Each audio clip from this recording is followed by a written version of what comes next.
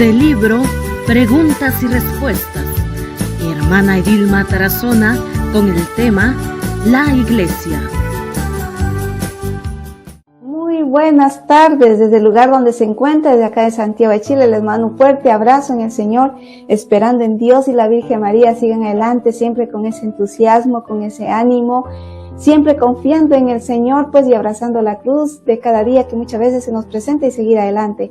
Así que, bueno, quiero como siempre iniciar con la oración. En el nombre del Padre, del Hijo y del Espíritu Santo. Amén. Espíritu Santo, fuente de luz, ilumínanos y santifícanos. Espíritu Santo, fuente de luz, ilumínanos y santifícanos. Espíritu Santo, fuente de luz, ilumínanos y santifícanos. Señor Jesús, en este momento quiero pedirte por todas las personas que en este momento me están escuchando, que me están viendo. Así que por ti de manera especial quiero orar y pedir al Señor, ya que el Señor está aquí presente. Quiero pedirle para que sea el Señor quien te siga guiando con su luz, con su presencia, en esos momentos de oscuridad, de tinieblas que muchas veces nos encontramos, pues que el Señor siga tomando tu vida, el timón de tu vida y sigas adelante con esa esperanza y con ese ánimo siempre. Y María Santísima también, que ella siga intercediendo por todas tus necesidades que hay en tu corazón. Por Cristo nuestro Señor. Amén. En el nombre del Padre, del Hijo y del Espíritu Santo. Amén. Muy bien. Vamos a dar inicio entonces con estas preguntas y respuestas sobre nuestra iglesia. Son cápsulas sobre la iglesia, preguntas y respuestas que muchas veces tenemos y que muchas veces pues no sabemos cómo responder sobre nuestra identidad católica que somos. Así que vamos a ir respondiendo pues a estas preguntas que muchas veces se nos presenta. Así que bueno, esperando también pues que lo puedas ir captando todo aquello que quiero compartir contigo. Entonces, hoy vamos a ver, ya habíamos visto sobre el Antiguo Testamento y el Nuevo Testamento, las diferencias. Ahora vamos a ver el tema de la interpretación de la Biblia. ¿Cómo interpretar la Biblia? Primeramente tenemos que tener presente que la Biblia es un libro antiguo, que lleva mucho tiempo, antiguo, escrito a lo largo de más de 1000 años, y en cuya formación pues tomaron parte muchísimas personas con culturas muy diferentes y costumbres también muy diferentes. Además vemos como también surgió como el fruto más representativo de la fe y también la vida del pueblo creyente. Antes, vemos esto en el tiempo de antes, y durante y después también de la actividad de Jesús. Ahora, por todo esto, para poder entender correctamente la Sagrada Escritura o la Biblia, primeramente se necesita poseer la misma fe de la iglesia que Cristo fundó y también a la cual confirió su mensaje, aparte de tener pues representantes, algunos criterios muy importantes de la interpretación de la Biblia. Entonces, ¿qué se necesita para poder interpretar correctamente la palabra de Dios, la Biblia? Bueno, primeramente para interpretar correctamente la Biblia se necesita tener en cuenta algunos aspectos. Vamos a ver por aspectos. Cuando yo leo la Biblia, tengo que tener presente esto. Primero, tener en cuenta el texto. ¿Qué quiere decir el texto? Quiere decir las palabras tienen un significado distinto según el tiempo o según el lugar, cómo puede verse en este tema, ¿sí? Por ejemplo, los hermanos de Jesús. Entonces, cuando yo leo la Biblia, tengo que saber en qué tiempo se habló esto, en qué lugar se habló esto, ¿sí? Porque la Biblia vemos como tiene cultura diferente. Por ejemplo, la palabra hermano de Jesús, la palabra hermano en hebreo y arameo tiene un significado muy amplio. En aquellos tiempos la palabra hermano significaba primo, hermanos, sobrinos. Eran sobrinos o tío sobrino o esposos y se decían hermanos, se mencionaban así hermanos. Hoy en día, por ejemplo, pertenecen a una misma congregación y se dicen hermanos. Por ejemplo, yo le digo hermana, ¿no? Hermana, tú que me estás viendo en este momento. O hermano, tú que me estás siguiendo en este momento. Pero no que seamos hermanos carnales o de sangre, sino hermanos espirituales. Entonces, cuando yo leo la Biblia, tengo que tener en cuenta esa parte. ¿En qué lugar se escribió? ¿En qué lugar? ¿En qué año? ¿En qué época? ¿Qué costumbres tenía aquello cuando se escribió? Cuando estoy leyendo, tengo que tener en cuenta esto. Entonces, la palabra hermano, entonces quedamos así, ¿no? La palabra hermano en hebreo arameo, un significado muy amplio en aquellos tiempos.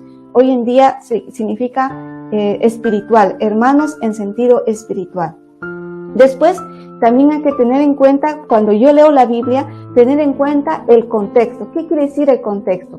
Que para entender el verdadero significado de un texto bíblico, hay que ver qué hay antes y después de dicho texto. Por ejemplo, ¿qué quiere decir Juan capítulo 5, versículo 39? ¿Qué quiere decir esta palabra, este texto bíblico? Por eso hay que leer el texto antes y después del texto. Por ejemplo, en ese texto bíblico, cuando dice, ustedes escudriñan las Escrituras pensando que encontrarán en ella la vida eterna. Bueno, según los testigos de Jehová, los hermanos que no son católicos, testigos de Jehová, para ellos este versículo quiere decir que también ahora uno puede encontrar la salvación guardando solamente el Antiguo Testamento, puesto que así sucedió antes de Cristo. Pues bien, siguiendo la lectura, vamos a ver que no es así. Por ejemplo, las Escrituras hablan en mi favor.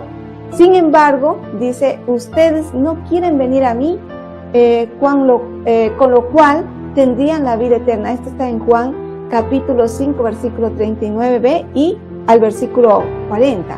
Entonces, ¿qué quiere decir esto? Para encontrar la salvación no basta el Antiguo Testamento.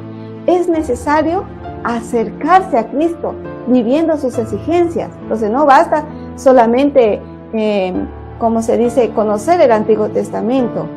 No basta solamente eso, sino que es necesario acercarse a Cristo y vivir su exigencia, lo que Cristo me pide. No es que ya porque creo en Cristo ya voy a quedar salvo, ¿no? Hay que fe y obediencia, hay que poner en práctica lo que Cristo me invita a hacerlo también, ¿ya? Muy bien. Después también hay otra parte importante que hay que tener en cuenta cuando yo leo la Biblia para saber interpretar bien la Biblia, es tener en cuenta los textos paralelos. ¿A qué se refiere cuando yo digo los textos paralelos?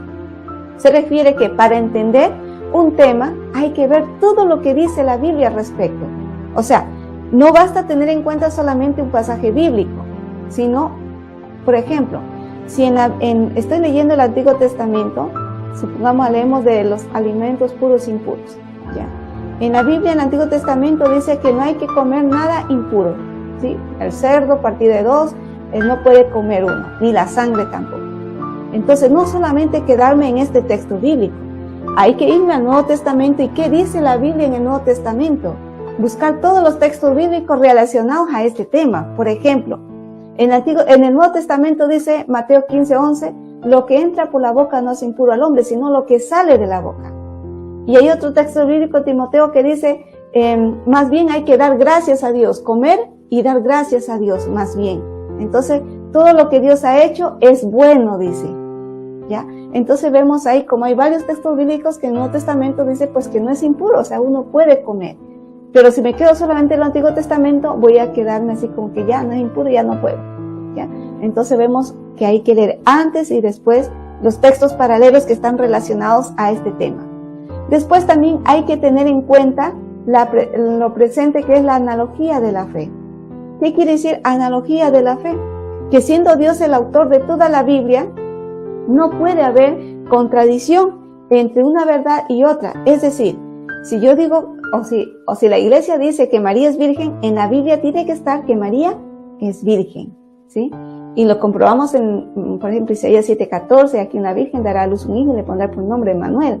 Y varios textos más que habla de la virginidad de María, que para Dios nada es imposible. Entonces vemos aquí, por ejemplo, otro ejemplo podría ser que, por ejemplo, una vez aclarado que Dios quiere la salvación de todos los hombres, no se puede admitir la predestinación, es decir, que Dios decida de antemano quién se va a salvar y quién se va a condenar. Por lo tanto, los textos bíblicos que se refiere, por ejemplo, a Judas, no se puede interpretar en el sentido de que Dios de antemano haya establecido a Judas para traicionar a Cristo y se condenará. Entonces, muchas veces podemos irnos en esto, ¿no? Ahora, otra cosa que hay que tener muy importante cuando yo leo la Biblia es tener presente la tradición viva de la iglesia. ¿Qué quiere decir la tradición viva de la iglesia? Que no se puede entender la Biblia como si fuera un libro cualquiera, desconectado de la tradición, de la cual es parte. Por ejemplo, ¿qué quiere decir la expresión llena de gracia? Que está en Lucas 1, versículo 28. Aplicada a la Virgen María, la tradición viva de la iglesia la interpreta en el sentido de que la Virgen María no tuvo ni pecado, ningún pecado, ni original, ni actual. Eso quiere decir llena de gracia. Ella fue llena de gracia, no tuvo ningún pecado, ¿ya? Eso se refiere a la tradición viva de la Iglesia. Y siempre cuando leemos la Biblia también tenemos la tradición.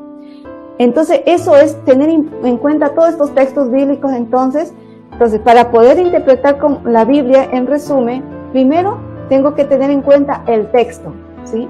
El texto, en qué momento se escribió, por ejemplo, en qué momento se escribió, en qué lugar se escribió, en qué tiempo se está hablando esto que está escrito aquí. El segundo, recuerden tener presente el contexto antes y después, ¿sí? Por ejemplo, en la Biblia dice, tu madre y tus hermanos están afuera y quieren hablar contigo, y solo me quedo ahí. No, hay que ver después. ¿Qué dice después? Jesús dijo, ¿quién es mi madre y mis hermanos? Todo aquel que cumpla la voluntad del Padre es para mí mi madre y mis hermanos.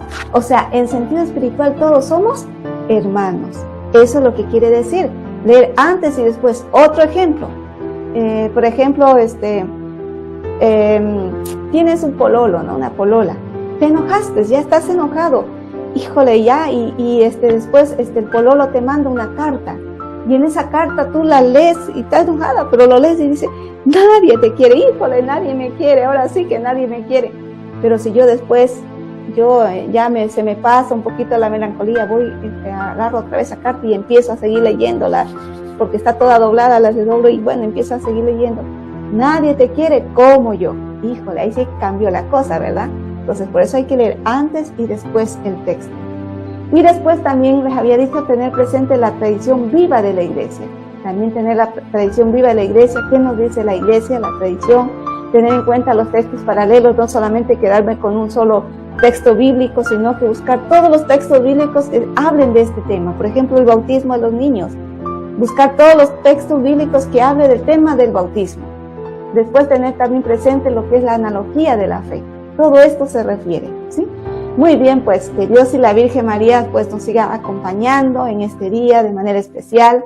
Agradezco a todos ustedes que me han dejado quizás sus mensajes por ahí. Gracias por seguirme. Y bueno, con estas preguntas y respuestas pues nos vamos despidiendo. Y bueno, que el Señor siga guiando tu vida en todo momento, en cada instante. Que el Señor siga conduciendo tu vida hasta el final. Y sabiendo pues de que no estamos solos. Dios está contigo en todo momento. Él nunca nos abandona. Él camina conmigo en cada momento. Así que pues nos despedimos con este programa en el nombre del Padre, del Hijo, del Espíritu Santo. Amén. Que Dios y la Virgen María te acompañe hoy y siempre. Abracitos desde Santiago de Chile. Que Dios te bendiga y cuenta con mis oraciones. Bendiciones.